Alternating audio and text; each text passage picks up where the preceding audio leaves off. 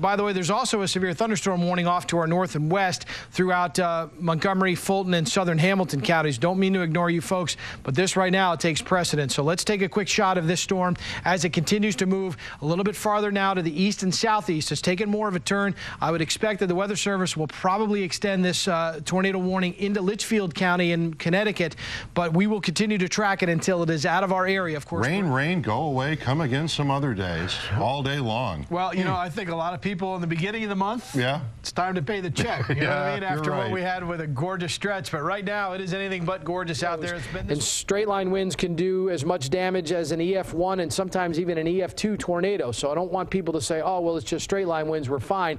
That's not the case. If you are in northern Berkshire County right now, coming through Rensselaer County and then extending, as I said, back to the west from there across the three-way. We're going to start to get into a little bit more squally weather here as the eye of Irene approaches the coast of New York City. A little batch of showers this afternoon, and then this that just kind of showed up here as we headed through about the 9 o'clock hour. I was watching this on the radar and going, geez, that's really something else, and starting to see some of those things really blossom out. So I just looked out the door off to the east, and sure enough, a couple of lightning flashes. And now, your first warning forecast with meteorologist Jason Gough. You want to talk about a lightning photo? Check this out. This was actually taken Saturday night down at Queeman's Landing from Yanni's. So probably out on the deck there, maybe having a little bit of their good calamari and looking out over the Hudson River. But look at that shot there by Jeff. That is a wonderful photograph from Saturday night. And undoubtedly some more opportunities to get some lightning pictures here tonight. Of course, just be careful doing so. Stay snowfall, about a 7-to-1 ratio. Great for making snowballs. For News Channel 13, I'm meteorologist Jason Gough. And now let's get a check on that first warning forecast with meteorologist Jason Gough. Hi, Jess and Jim, and a very good evening to you. We've got some showers that are making their way in from the west. Nothing terribly heavy at the moment, but right now we do have some showers that are extending from the southern portions of the Adirondacks back across the Mohawk Valley into the Schoharie Hills and out 88 from there.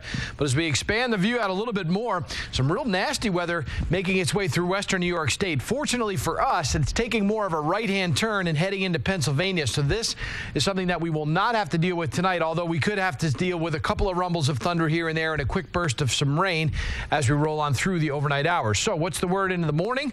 With the rain in the overnight, still a couple of leftover showers. That's what we'll have to deal with in the morning, but they'll be moving out and the humidity will be on the rise as we head through the morning, and summertime will show up. So our bus stop forecast characterizes that. Again, scattered clouds around with a few leftover showers. Temperatures, though, into the low 60s, so certainly we'll call that mild and muggy. Well, the humidity will stick around, but we will be anything but mild as we wrap up the work week. So we need to get into all the details on that, and also the opportunity for some severe weather exists tomorrow afternoon. I'll outline what you can expect and when, and what we might have to deal with those storms, too, all coming up. I want to tell you what our trip entailed today. We came from the station this morning. We made our way over to Springfield. Our original goal was to make it into downtown. We passed by the Basketball Hall of Fame. Really no damage that we could see there, but we certainly passed a lot of tree trucks and fire trucks. Downtown was hit hard. There were a lot of National Guardsmen there, a lot of Massachusetts State Troopers there as well. Our photographer and I, Matt and I, climbed up on a roof actually and had a nice aerial view of the downtown to be able to see what the devastation was. We saw a demolition crew taking down buildings, and doing so rather quickly because they were afraid of them collapsing on their own. They made short work of that, but the more people that we talked to, they had us make our way over here to this neighborhood where we are right now. This is the East Forest Park neighborhood, kind of on the northeast side of the city of Springfield. We've talked to some residents here. People are really kind of walking around in sort of a fog, but of course downtown that was also the case. We caught up with one guy, Jerry, who was sitting on his porch, and he was good enough to talk to us. Here's what he had to say. Got up, all the pictures and everything on the wall was flying across the room. Then the window started buckling, and I said, babe, get away from the window. And then everything started flying down the street side, and it was coming off the building, trees snapping. And before you know it, it sounded like a train was coming, and we went in the bathroom.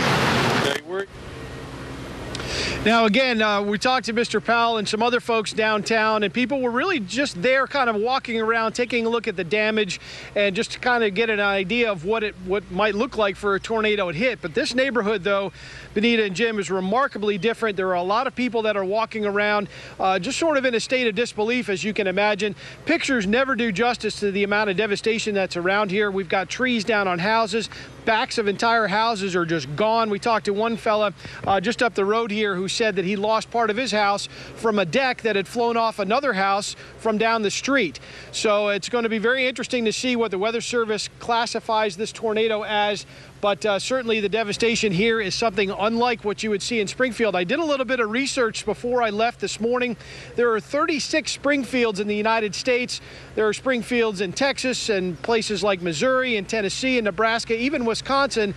Springfield's where you might expect to see a tornado, not so much here in western Massachusetts. Now, coming up live at 6, what we're going to do is we're going to do a little bit more touring of this neighborhood. There's a high school just over the pond that has been completely torn apart that some folks have had us go over to check out. So we're going to do that. We're going to talk to some more residents, and we'll be right back here tonight with some more on this devastating tornado coming up live at 6 o'clock. Let's go straight to meteorologist Jason Gough with those details. Hi, Jason. Hey, Jess, and a very good evening to you. Indeed, we're tracking some pretty decent showers and thunderstorms now that are making their way in from central New York State.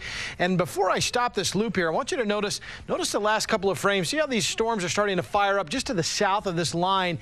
That is what we're going to continue to have to deal with as this gets a little bit closer to us. So as of right now, what Jess was just mentioning, the 3 counties that are under a severe thunderstorm warning until 7:30, so about another 50 minutes or so, all of Hamilton, Fulton, and Montgomery counties. Undoubtedly, these warnings will be expanded a little bit farther to the east as this line progresses to a little bit farther to the east as well. But some pretty gusty winds coming out of these. Also some very heavy rain, perhaps even a little bit of hail now in northern Otsego County based on that little radar return right there. So it's been a relatively quiet day thus far. The evening will not end up very quiet after all is said and done. We'll be tracking this line that'll be making its way through. After that, almost on cue, fall shows up for just a little while. Have all the details in your forecast back in just a few minutes. I'm glad to see you got the spring jacket memo today. We both did. I mean, Color it's so funny. coordinated. I haven't worn this puppy since about October. Yeah. I had to drag it out of the closet, though. It's just too nice of a day out there today. Beautiful day for it. Indeed, with lots of sunshine around. And check out this weather photo just to kind of put too fine of a point on that. That's our pal Neil Listano sent that to us. This is Rumor Trail up at Gore Mountain. Lots of moguls there and some wonderful spring skiing all across the region with all the snow that we had. And we haven't had any real big warm-ups as yet. Again, today the warmest day that we've had since mid-November. National Grid first warning cam as we're looking north there on Broadway. A little bit busy there. Folks coming and going from work and school. 55 degrees still with a light breeze out of the west at 5 miles per hour. And we'll make another stop down to the south. 57 in Albany, also a light breeze there out of the northeast at just about 4 miles per hour. The wind will stay down tonight. A nice night to be out and about if you have any plans to do so. Another nice day in the offing for us here tomorrow. Not quite as high temperature-wise as it was today, but still we'll find our way well up into the 50s in most spots as we head on into the afternoon. After that, though, kind of a downhill turn in the weather as you might expect. Up and down, in fact. Of course, that is the month of April for us. And here is that temperature ride. Mid-50s for a high tomorrow. 51, though, on Friday. Down to 46 on Saturday. Kind of a dreary day with some scattered showers around. A pretty healthy breeze as we get into the weekend. More sun on Sunday, 53. Then we'll see our temperatures boosting up again before really dropping down. A cold front coming through looks to cool us off as we head into this time next week. But again, spring's here, folks. Satellite radar composite. We had a little disturbance that zipped its way through here as we headed into the morning hours. It's down to our south. Now headed out to sea and taking the clouds with it as we headed from later this morning and on into the afternoon. So plenty of sunshine to enjoy right now and all the way through sunset. The skies will stay mainly clear as we head on into the night here tonight. And temperatures around the region, too, awfully nice. 59 degrees. So, again, we still could squeak out 60 as we head for our official high of the day. But as of right now, the high is at 59. 55 in Glens Falls is your current temperature. That's also the case over in the Pittsfield. There are some 60s as you head a little farther down on on to the south. So your forecast as we roll on into the overnight hours here tonight, things will stay pretty quiet out there. Nice night to be out and about doing whatever through the overnight hours. Just a few spotty clouds around. That'll be the case for your morning commute. As we head deeper into the afternoon, some higher clouds will start to spill in. Those clouds will be thickening up once we get beyond about 5 o'clock tomorrow night. So for tonight, though, 34 degrees, mostly clear, just a light breeze out of the northwest.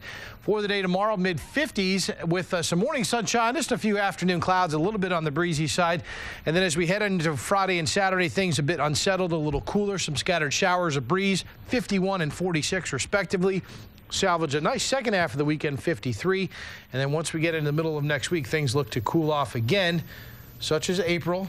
No big snowstorms in sight. That's what I was going to say. But what do you mean by cool off? I mean, 48?